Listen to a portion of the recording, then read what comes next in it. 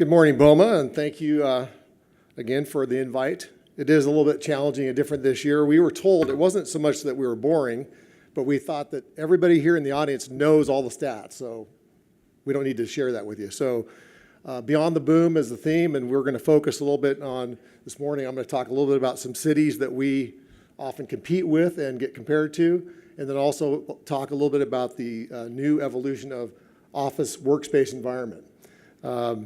Let's see, what do I press here? The green button, okay. But before that, a little story here, because yesterday, Jana, and thanks, Jana, again for everything, and yesterday she asked me, so are you going to have a ski slide again this year like you did last year? And I said, well, last year was the Winter Olympics, so no, I don't have one. So anyway, we scrambled and come up with a picture here and a little story, because this weekend I was attending the SIOR conference in Sun Valley, and on Saturday night they got about 20 inches of new snow, and I was going to be leaving to go back to Boise Sunday morning to write my speech for this presentation, and of course couldn't quite do that yet to go out there and make some turns. So I went to the gondola line. They said they were going to be on avalanche hold till about 10 o'clock in the morning. I ran into Greg Gaddis, and I said, I think I got to go back to Boise and write this speech. He looked at me in the eye and he said, what are your priorities? So needless to say, we skied a lot of powder, and yes, that is me buried up to my face, waist, whatever it is there, in 24 inches of snow at Sun Valley on Sunday. So there's your ski picture, Jana. Okay, so like I said, we'll talk a little bit about markets, and first looking at what Boise has here, a few stats that you need to have to know that our office inventory is about 25 million square feet. Vacancy rate, of course, single digit, lowest it's been since we've been tracking that data. And our average lease rate is about $17 a foot. The MSA population, as Tommy and others pointed out, is kind of over 700,000. And of course, much talk about the fastest growing growth rates and all that here locally.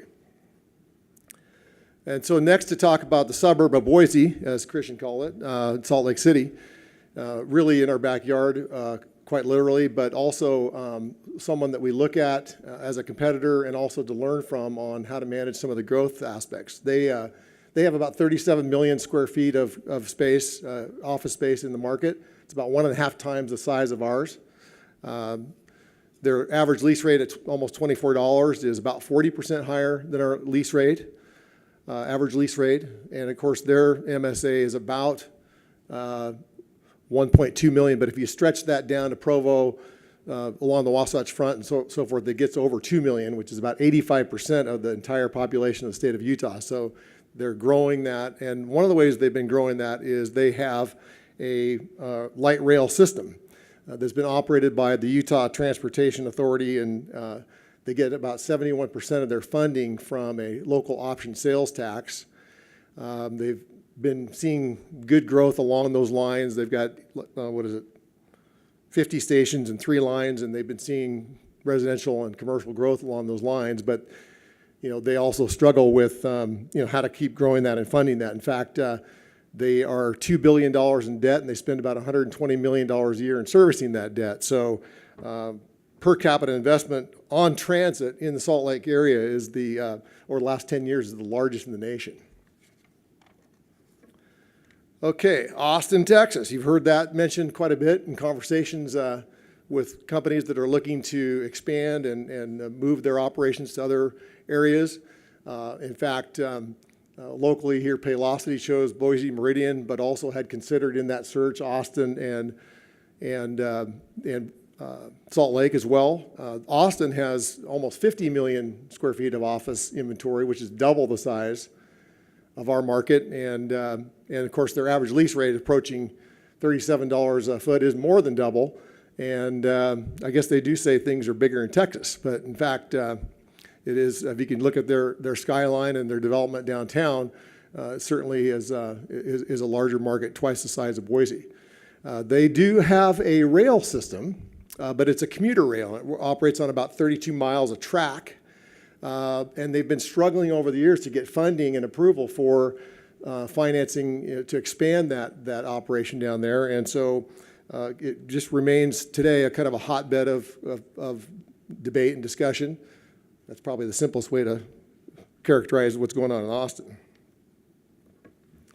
Now, I got Sacramento here, which we don't necessarily really compete with companies that are looking to relocate, but I thought there's some nuggets of comparison that are worthy. Certainly Sacramento, I lived in Sacramento in the 80s and remember the first tall building that was built downtown, and you can see from the slide the skyline's changed a little bit as Boise has. But it's also a capital city with a river running through it with farmland and foothills nearby.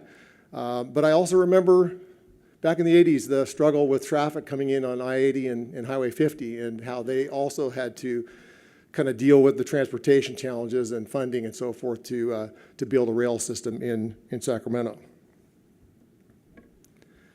So speaking of transportation, and of course this slide is not taken this morning in the commute on I-84, but some of you that might have traveled in from Canyon County might identify with maybe just one half of this slide, depending on which direction you're heading in. But these are the things we're going to be dealing with as our area grows. We're going to deal with the traffic and transportation, like Mayor Beater had said, in some of the tougher conversations. Financing, our state has a constitutional mandate that we won't use debt financing for these kind of projects. And so, light rail, bus lines, expansion of transportation is going to be important conversations for everybody in this room as we go forward. And so really, I think, how do we do it? Well, how do we want to look? Do we want to, stop growth or halt growth? Or do we want to assume that it's going to happen and get involved in the civic planning process and become involved in that process to make it work for us? And like Mayor Beater said earlier this morning, it's the conversation that we start now. Okay, so transitioning from the kind of macro city comparison, looking at what's going on in office space design. And I want to say that thanks to Jeff and Phil from Business Interiors of Idaho on a recent trip to Los Angeles. We were down there with several brokers and developers and architects, and we visited a Los Angeles building owner that had combined efforts with Gensler Architects, the Hayworth Furniture Systems Group, and their contractor to design and build office space and really kind of build out a spec 23,000 square foot floor with all the themes and research that has gone into how people work today.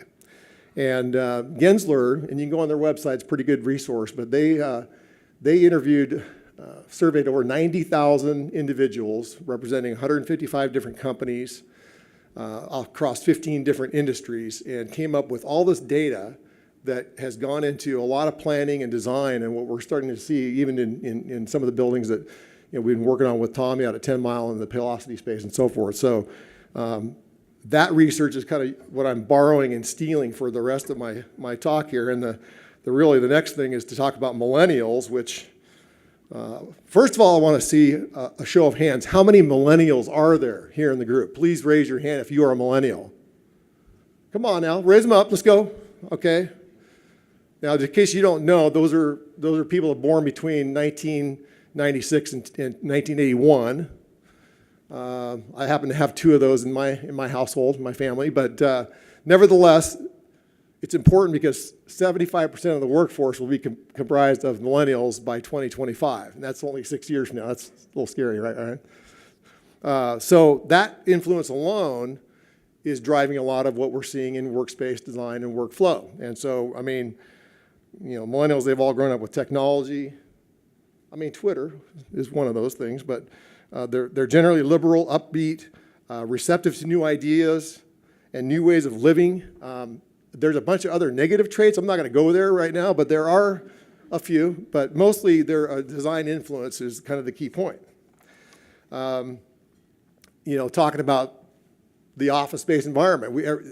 We spend so much time working in our workspace that we're realizing, and employers and building owners are realizing that designing their buildings and their space to understand that things are happening in our lives, and so they're accommodating all the different things that are going on in the workspace. Now, one of the other things that came out of that Gensler research is that individual focus was still the most important aspect of design, And so many people have gone maybe a little too far in the collaboration attempt that they've lost the ability to focus on the tasks that they're doing. So that's going to be coming into play.